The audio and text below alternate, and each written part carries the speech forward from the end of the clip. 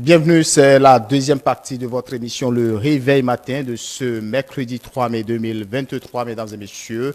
Vous pouvez nous retrouver bien évidemment sur notre site internet www.etelebene.com, notre compte Facebook ETélé en direct, notre compte Twitter ETélé Live, notre compte YouTube ETélé Bénin via notre application iOS et Android ETélé Bénin, Canal+, vous connaissez la position 275 et puis sur la chaîne TNT, position numéro 12. Vous êtes sur Parlons Gouvernance. Agapit Napoléon Mafoïkan, bonjour.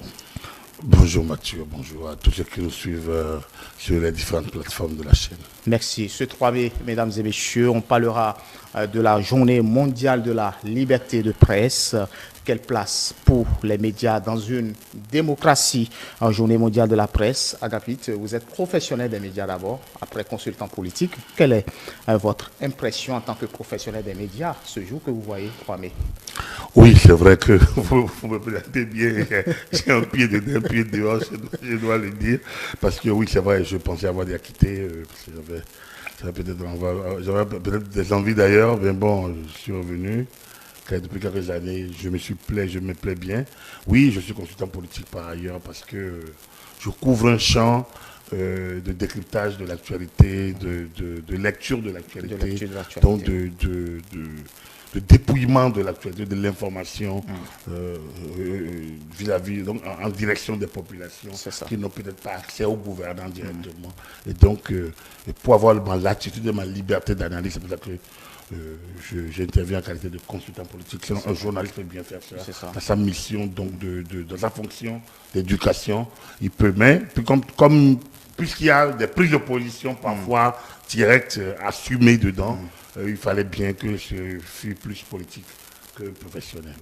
Aujourd'hui, oui. Alors, le sang du professionnel circule quand même dans votre veine. Non, je suis du monde des médias. C'est mon milieu. J'en suis un passionné. J'ai sacrifié beaucoup là-dessus. J'ai gagné aussi dedans. Donc, voilà. Donc, j'y suis, j'y reste, comme on dit. Voilà. D'accord, vous avez capitalisé quand même beaucoup d'expérience, il faut le rappeler. Aujourd'hui, 3 mai, ma première question, elle est celle-ci. Comment voyez-vous l'univers médiatique béninois à l'ère de la démocratie? Non, ça c'est une très grande question à l'ère de la démocratie. On est à 33 ans après le renouveau démocratique. Donc, on ne peut plus parler des médias au Bénin à l'heure de la démocratie. On a déjà dépassé l'heure de la démocratie. Nous sommes aujourd'hui dans une dynamique de rebâtir la cité, après les 30 années d'errement démocratique, de compromis, de compromission, d'égarement, d'illusions et de désillusions. Tout ça, on a connu 30 années après le renouveau démocratique. Aujourd'hui, on peut dire que c'est le moment de prise de conscience. On a pris la conscience de nos errements et qu'on assume désormais qu'il faille serrer la ceinture pour avancer, qu'il faille parfois se saigner pour pouvoir avancer et pour remettre le pays en orbite. C'est ça qui crée peut-être un peu les frictions. Et le média, dans ça, doit pouvoir savoir jouer leur rôle. C'est ce qui me désole un tout petit peu. En réalité, nous sommes en camp de la conscience de nos errements et qu'on assume désormais qu'il faut errements. C'est une guerre contre nos démons internes. Mais nous ne comprenons pas que lorsque c'est ainsi, en temps de guerre, c'est la mobilisation générale. Et donc, les médias devraient être également mobilisés pour ce travail. Il ne s'agit pas de se mobiliser derrière un individu, mais il s'agit de se mobiliser autour d'un idéal, l'idéal de développement. Et donc, d'accompagner cet idéal à travers ce que nous faisons là, le décryptage, à travers l'explication des choses, à travers des émissions interactives, à travers des plateaux dynamiques et contradictoires. C'est cela. La classe politique devrait faire également la même, ce qui n'est pas le cas, et qui fait que les médias évoluant dans un système du passé qui n'arrive pas à s'accoler au développement du tout numérique, ces médias aussi se perdent. Le rôle des médias dans ce genre de conditions, c'est un rôle de développement. C'est un rôle, donc c'est là que la fonction éducative des médias apparaît. C'est là. Sinon, informer, oui, informer, on informe platement. Le journaliste n'est pas acteur du jeu. Le journaliste, il est une sorte de spectateur d'un jeu qu'il relaie. Et donc, il ne doit pas se mettre au cœur. Il y a des moments où, lorsqu'il joue sa fonction éducative, oui, il peut se mettre au cœur. Parce qu'il prend position parfois pour mieux expliquer les choses aux populations. Et c'est ce dont on a besoin. Et amener la classe politique à comprendre qu'elle ne peut plus se comporter comme avant, où elle peut tout dire, tout raconter, parce que personne n'est là pour dire non. Et donc aujourd'hui, si 2, 3, 4 organes de presse essayent de maintenir la dynamique de l'animation, mais décryptage, chronique, débat et autres, au point de mettre à mal les politiques qui disent beaucoup de choses et leur contraire, vous allez voir que la dynamique va changer. Nous irons à une autre dynamique qui est celle donc, du développement. Oui, vous parlez de développement, accompagner les acteurs politiques dans la mise en œuvre de leur politique, mais beaucoup se disent quand les médias peut-être disent la même chose, répètent pratiquement la même chose, on pense quand même que le média devient un espace de confiscation et de manipulation, Agapit. Non, c'est là le problème. Vous savez, il ne faut pas avoir de fausses pudeurs. Il y a des moments où, lorsque vous avez peur de gangrène, vous ne pouvez plus avoir peur de quoi, de la thérapie. Il y a des moments où on a besoin de se serrer les rangs pour aboutir à un objectif qui est commun. Que veut le peuple? Le pain, le vin, et une brin de liberté. Mais si vous dites, bon voilà, on ne doit pas dire, on va dire, mais qui va dire? L'Occident. C'est que nous regardons les autres qui ont fait leur histoire et qui nous amènent leur modèle prêt à porter, prêt à consommer, et que nous payons. Non, dans ce qu'ils ont, nous devons capter ce qui est beau. Les États-Unis ont une belle histoire. Nous devons dedans prendre la part que nous pouvons prendre. Les Américains, les Allemands ont une belle histoire. On doit prendre une partie. Les Français ont une belle histoire, une belle capitale comme Paris. On doit prendre ce qu'on a envie de prendre, ce qu'on peut prendre. On ne peut pas tout prendre non plus. Nous devons savoir qu'on est des Béninois. Nous ne sommes pas encore une nation. La nation béninoise se bâtit. On raisonne encore en termes de nordistes et de sudistes. Nous devons dedans prendre la part que nous pouvons prendre. C'est pas quoi. Donc, de diplômes et de non-diplômés. On raisonne encore. Nous avons la même manière de percevoir les choses. Et donc, nous devons travailler à des moments donnés, avancer pour atteindre des objectifs communs. Et donc, après, quand les objectifs seront atteints, on a dit qu'on veut faire la démocratie pluraliste. Si c'est la démocratie pluraliste, que nous n'avons pas toujours bien compris, et qu'on ne comprend pas toujours encore aujourd'hui, on doit apprendre au moins à laisser celui qui a gagné le pouvoir exposer ce qu'il veut faire, expliquer ce qu'il expose, l'expliquer aux populations. Les médias doivent plutôt s'approprier son programme d'action du gouvernement, le relayer aux populations, pas en tant qu'organe de propagande, mais organe d'information et d'instruction. Ça, c'est important. Voilà ce que notre gouvernement a dit qu'il va faire. Voilà ce que votre ville va être dans 2 ans. Voilà ce qu'il a dit. Quand l'autre dit non, c'est pas possible. Non. Il a dit, il est élu pour le faire. Pourquoi ne pas lui laisser le temps? D'abord. S'il échoue, les prochaines générations viendront, ils n'auront pas la majorité. Il faut que ça. Maintenant, pour empêcher qu'ils reviennent, c'est l'opposition qui doit travailler sur le terrain, ce n'est pas les médias. C'est à l'opposition de faire son opposition. Ce n'est pas aux médias de faire l'opposition. C'est au parti majoritaire de faire la majorité. Et non, ce n'est pas aux médias de faire la. Il est élu pour le faire. Pourquoi ne pas lui laisser le temps? D'abord. S'il échoue, les prochaines générations viendront, ils n'auront pas la majorité. Il faut que ça. Maintenant, pour empêcher qu'ils reviennent, c'est l'opposition qui doit travailler sur le terrain, ce n'est pas les médias. C'est à l'opposition de faire son opposition des politiques et peut-être la collusion. Bon, on peut penser à ça, mais de là, penser qu'on est là au service des. Non, comme moi je le dis, nous on fait le décryptage. Comme je le dis toujours, on ne reçoit rien de particulier pour ça. Cette entreprise que je dirige depuis quelques années ne reçoit pas plus de fonds de l'État que d'autres. Il y a des gens qui reçoivent plus de 2 fois ce que l'entreprise reçoit ici. Et pourtant, je pense que nous faisons mieux le travail d'éclairage. Pas parce qu'on est des zélés, non. C'est parce qu'on a envie que les populations comprennent mieux ce que leur gouvernement, qu'ils ont élu, leur président de la République qu'ils ont élu et ce gouvernement, ce qu'ils proposent. Ce n'est pas au nom d'un ministre que moi je fais ce que je fais, c'est pas au nom de... C'est pas pour la bouche du chef de l'État non plus. On n'a pas besoin de tout ça pour se faire élire, se faire nommer. On n'a pas besoin de tout ça. Hein, Mathieu?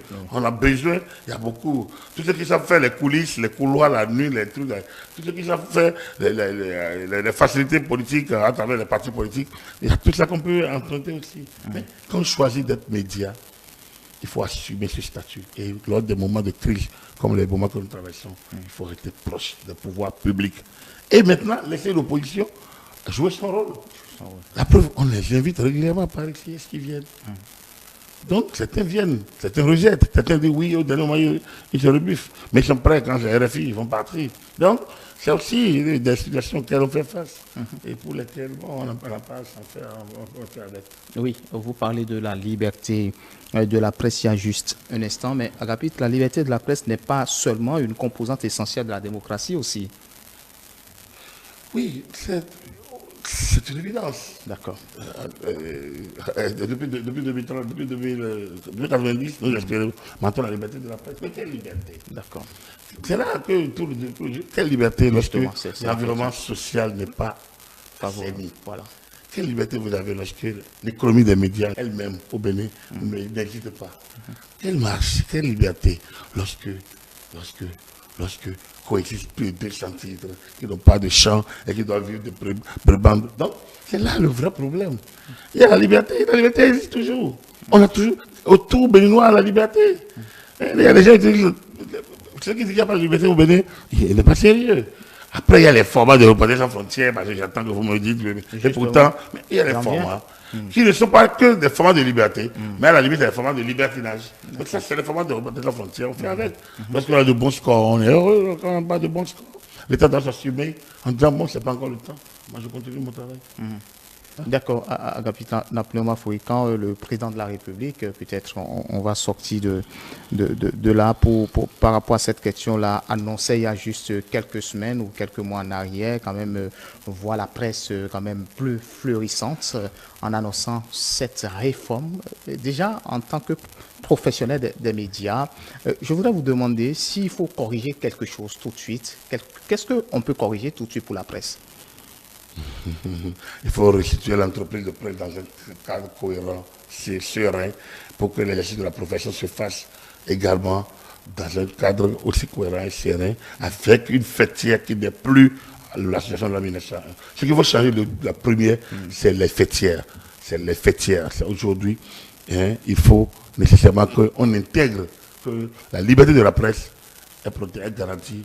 Et au Bénin, elle est protégée par l'ordre des journalistes, l'ordre, par une organisation autre, mais pas une organisation de type Union Centre. Une organisation qui peut être l'ordre des journalistes et peut-être la haute autorité. Les fêtières ne jouent peut-être pas leur rôle selon vous? Non, pour moi, le modèle tel que bâti n'est plus fonctionnel, ne porte plus ses fruits. Et pourquoi? N'est plus opérationnel. À qui la faute? Non, c'est pas besoin de chercher les gens qui la faute. C'est plutôt de prendre conscience que ça ne marche plus et de mettre en place le nouveau mécanisme. Il faut passer à l'ordre. Il faut passer dans une fêtière, avec une fêtière suffisamment représentative de la profession, où les journalistes sachent que, pour que les journalistes sachent que c'est leur maison, la fêtière doit gérer la protection de la liberté de la presse, la protection des journalistes, la discipline, les sanctions des journalistes, l'activité de la carte de presse, le retrait de la carte de presse. Donc, et tout ça sous l'égide de l'État, représenté par la haute autorité de la communication. Donc, je pense que c'est important qu'on refonde tout ce que fêtière, tout ça. Je pense qu'il faut passer. Pour moi, le patronat, pour moi, ne fait pas partie de la presse. Le patronat, c'est une entreprise de presse, c'est l'entreprise de presse. Il faut lui créer les conditions d'entrepreneuriat de presse. Après, lui, il n'est pas journaliste. Donc, le patron de presse n'est pas journaliste. Et lui, c'est un entrepreneur, c'est un homme d'affaires. Donc, du coup, maintenant, il y a les journalistes qui ont créé les organes de presse, qui sont salariés. Il faut se déclarer comme tel. Mais là, il va falloir que l'entreprise soit séparée du propriétaire de l'entreprise pour qu'on fasse la part des choses. Bref, il y a voilà un peu l'emballage. Et donc, pour ce faire, il faut retoucher l'article 24 de la Constitution. Il faut retoucher l'article 24 de la Constitution pour constater que la liberté de presse est reconnue et garantie en République du Bénin. Elle est protégée par l'ordre des journalistes du Bénin et la haute autorité de la communication dans les conditions fixées par une loi organique. Voilà comment on pourrait régler cette question. Il y a beaucoup d'autres questions. Oui. Il y a l'offre de formation. Nous Nous devons changer la typologie du journaliste. Nous devons changer le cerveau. Ça doit tourner pas dans la logique de répéter ce que le journaliste français ou américain dit. Parce que lui, le journaliste français ou américain, il était éduqué dans les formats français et américains. Il était éduqué dans la culture de la communication, dans les conditions fixées par une loi organique. Voilà comment il a l'habitude des médias de là-bas. Il ne connaît pas les médias d'ici. Il n'est pas toujours dans la dynamique, comme n'est pas nos institutions, ne connaît rien. Et donc, lui, il est dans son émotion collective, générale, où il veut faire passer son affaire, où ça passe où ça casse. Nous, le journaliste africain béninois, lui doit savoir qu'il est d'abord béninois, mais que la profession n'est pas une profession qui s'enferme, mais elle ne peut pas non plus toujours sa croûter sur les prêts consommés. Il faut s'ouvrir, il faut connaître l'environnement, son environnement pour mieux exister. Plus de 30 ans après, est-ce que vous pensez que la presse, elle est toujours influente? Non, elle a perdu beaucoup de... Les réseaux sociaux sont venus émousser l'influence des médias, les réseaux sociaux, tout ça. Non, la presse, elle n'influence plus grand-chose. Mais elle est toujours là. La presse est la presse. La presse est la presse. Elle n'est peut-être plus aussi influente qu'avant, mais elle est toujours là. Elle vit plus que jamais. C'est la presse. Toujours quatrième pouvoir. Bien sûr. Bon, enfin, disons que le quatrième pouvoir, c'est un vocable polysémique. Hein. Vous êtes un pouvoir que vous n'arrivez pas à vous financer. Vous êtes un pouvoir que vous ne détenez pas les moyens de production. Vous êtes quel type de pouvoir? Non, c'est à voir. Nous allons revenir sur le thème 2023, Agapite Napoléon Maforican, où l'UNESCO appelle concrètement au fondement des droits de l'homme et à l'avenir des journalistes. Quel lien voyez-vous par rapport à ce thème? Alors, oui, il y a quand même un lien de toute façon, puisque la liberté d'expression est déjà un droit humain. La liberté de presse est déjà un droit humain. Donc, la clé de voûte des droits humains, oui, c'est la porte ouverte sur les autres droits. Le droit à l'environnement sain, le droit à l'éducation, le droit au travail, le droit à une identité. Donc, je pense que c'est parce qu'on est libre qu'on peut réclamer ces droits-là, et c'est important. Oui. Merci beaucoup.